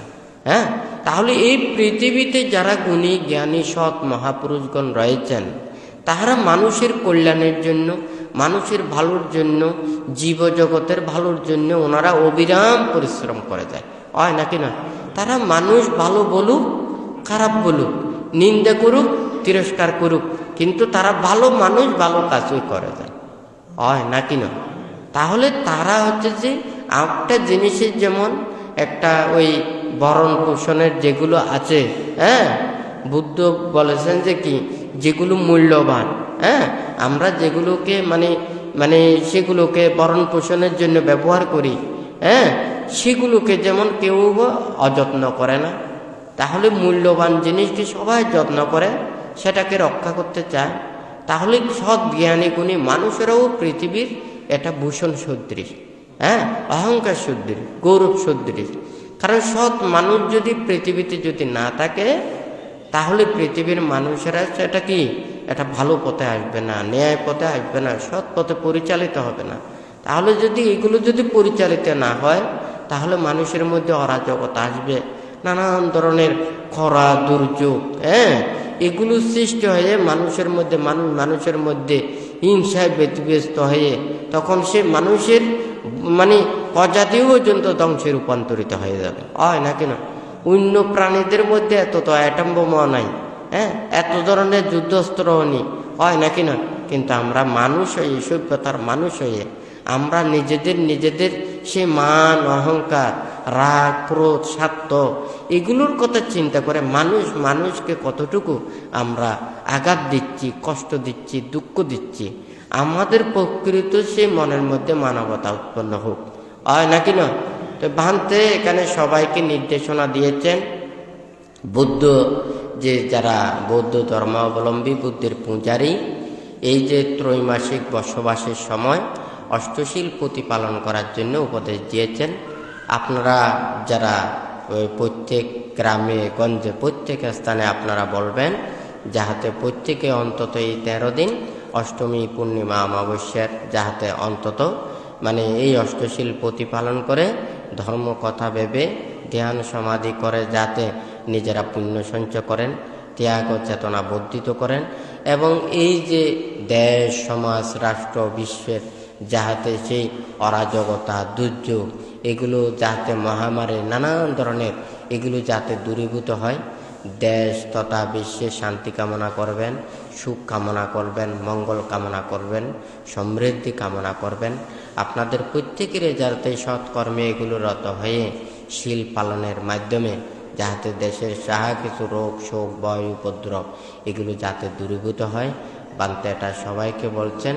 এবং প্রত্যেকে ধর্মময় জীবন যাপন করে ধর্মেরও যাতে শ্রীবৃদ্ধি হয়।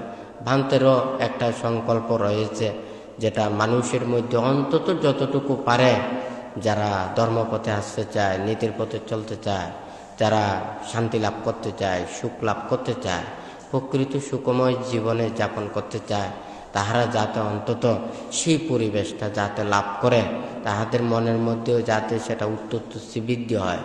এবং যারা মনের মধ্যে পাপ চেতনা, হিংসা, নানান কিছু এগুলো চেতনা উৎপন্ন করে, তাহাদের মনের মধ্যেও যাতে শুভবুদ্ধি উৎপন্ন হয়ে সেই রাগ, ক্রোধ, বিদ্বেষ, হিংসা এগুলো পরিত্যাগ করে তারাও যাতে ধর্মপথে আসার জন্য চেষ্টা করে, এটাও প্রত্যেকে সেই পুণ্য দান করে আপনারা সেগুলো কামনা করবেন। প্রত্যেকে যারা এখানে সমবেত হয়েছেন, আপনারা বুদ্ধ ধর্ম সংঘের কাছে আপনারা যথাযথ শ্রদ্ধা, ভক্তি, বিশ্বাস রেখে আপনারা প্রত্যেকেই 3 বার সাধুবাদ প্রদান করুন।